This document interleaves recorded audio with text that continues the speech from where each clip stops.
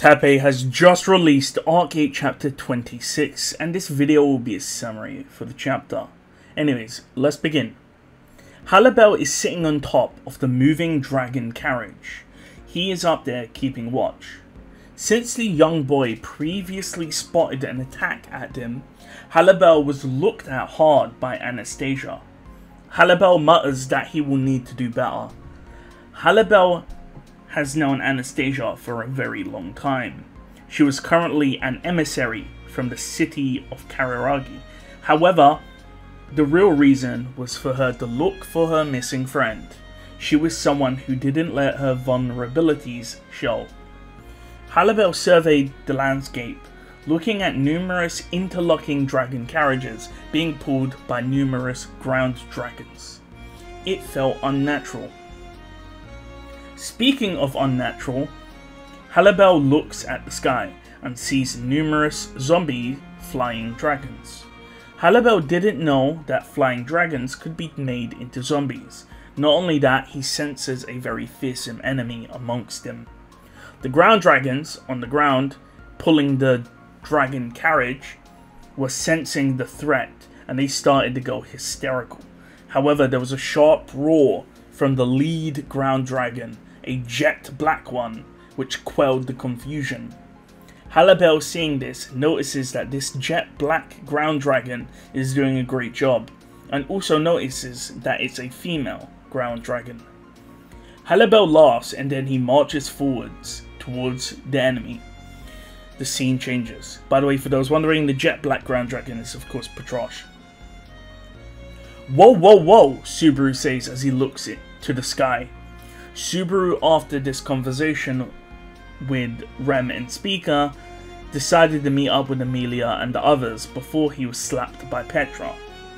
Subaru was looking out of the window as a roar rang out. The roar came from the sky. Subaru mutters that there's a flying dragon, but it's huge, and it has 3 heads. Ram states that this 3-headed dragon is known as Valgren, that once caused a lot of damage in the border between Wallachia and Lagunica. It was a battle that caused the entire commercial area to be destroyed. Not only that, it was the battle in which the previous head of family, Roswell's grandmother, passed away. Of course, if Roswell's grandmother was killed, it must mean that the dragon was very strong. Not only that, Halibel was fending off the enemies. As Subaru looks outside, they see 4 Halibels attacking Valgren, and they wonder what exactly Halibel is. Of course, he is the strongest in Kararagi. Rem states that they should probably go help. However, Subaru stumbles as he has pain in his chest. Beatrice holds him up, but it seems like Beatrice is also experiencing pain. They wonder what happened, and Subaru checks his chest and sees an eye-shaped pattern. Beatrice also had a mark on her. Obviously, this is not a good sign, but since Subaru is linked to Beatrice, it could be that Subaru was affected and it automatically passed on to Beatrice due to their contract. Subaru suggests that they move on from the topic, but Rem and Speaker push Beatrice and Subaru out of the way, as their enemy attack comes through the ceiling and eviscerates the location Subaru was standing at a second earlier. Rem and Lewis made the right choice here. With that, the scene changes. Roswell laughs as he sees the mark on Petra's skin as he opens up her dress, and surmises that it means that she is a target or even recognized by the enemy. He is then asked what the mark means, and Roswell goes through a few of the possibilities. The first is that it can potentially eat away at your life. The second is that it may be able to allow the caster to read your mind, or to also track your location. However, when you go through the possibilities, the idea of the mark being able to erode your life away, that's something that wouldn't be able to be done remotely. You would have to be in close physical contact to apply something like that. So it's best to discount that explanation. Most likely, it just tracks their location. A second later, a huge crash occurs, and we can see that a zombie wearing black garb and holding scissors emerges from the debris. Petra stifles a scream, and Roswell steps forward. Roswell chants "Goa" and the zombie's head burns and their armor explodes. Seconds later, more undead appear and the carriage has now become a battlefield. The scene changes. Medium uses her twin barbarian swords to hold off the enemy, as Vincent and Flop are there. However, Vincent was under another attack. He had a mark. Vincent states that it's the Evil Eye mark from Palladio, an Evil Eye user that died in the previous royal selection. Vincent notes that it's gotten stronger though, and he's most likely being ordered to do this. Flop states that if Palladio was a Valachian royalty that took part in the imperial selection, why would he take orders from someone else? Vincent states that it's most likely from Drizzen Wallachia, or by someone Palladio believes is superior to him, Lamia Goodwin. That's the reason why these soldiers, which are holding scissors, appeared. They were from the pruning squad. Vincent lashes out, saying that these undead bastards are annoying him.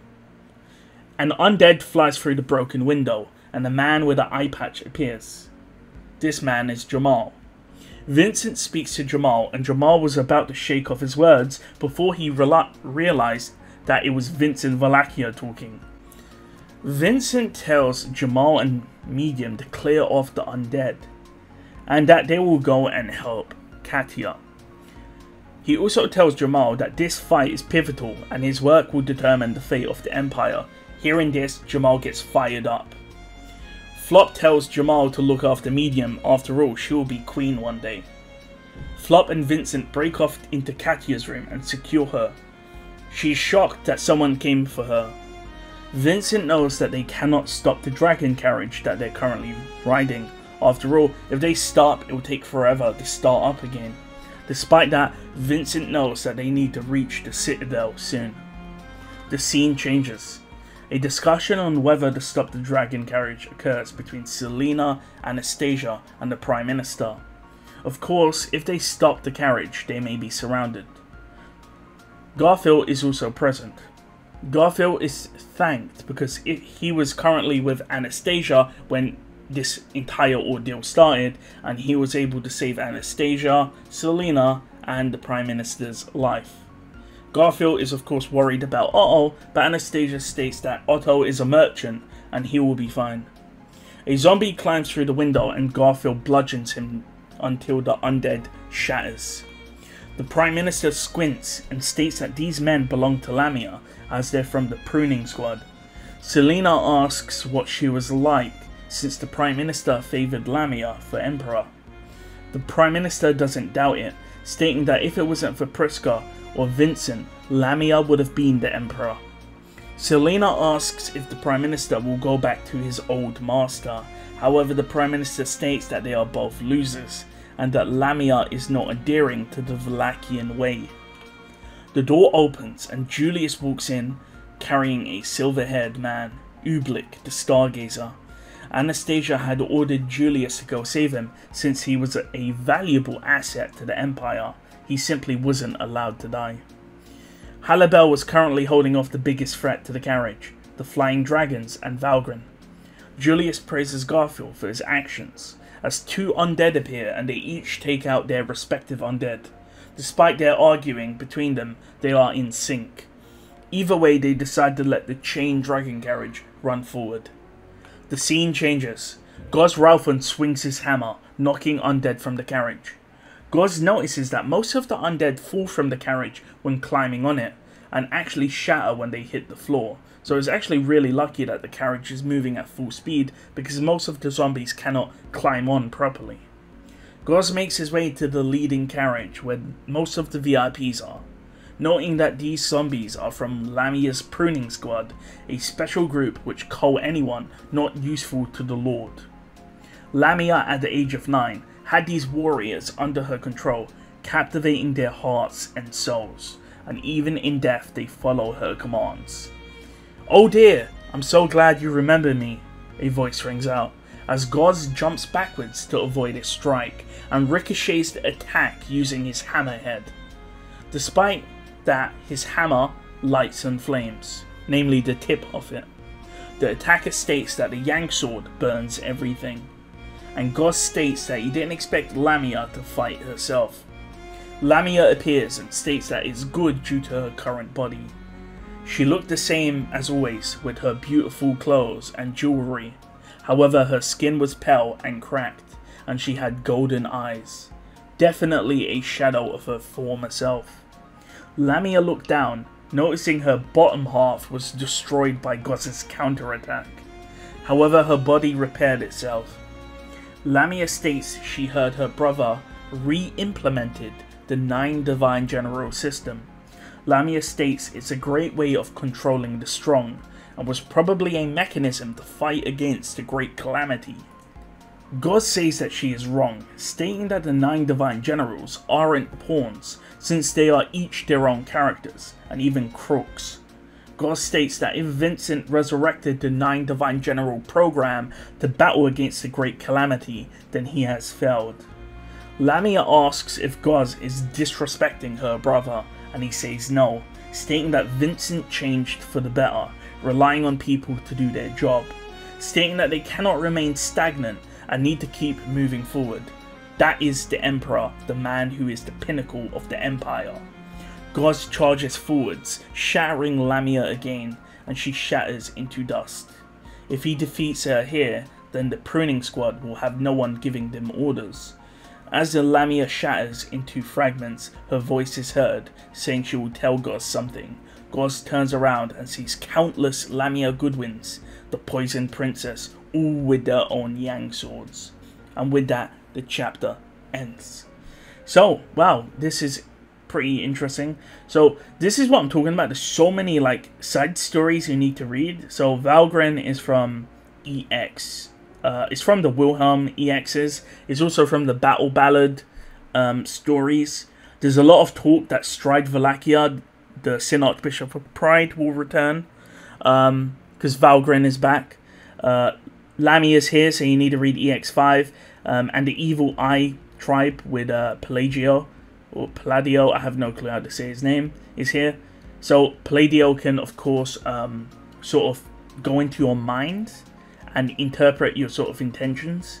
But if you have strong resolve, you can overpower him. And that's what Priscilla does in EX5, namely Crimson Afterglow, and that's how he gets defeated. And Priscilla literally says to him, look, after this Imperial selection's over, I'm going to come kill you. And after it's over, she actually goes and kills him. So it's pretty funny. But yeah, hopefully you enjoyed the chapter.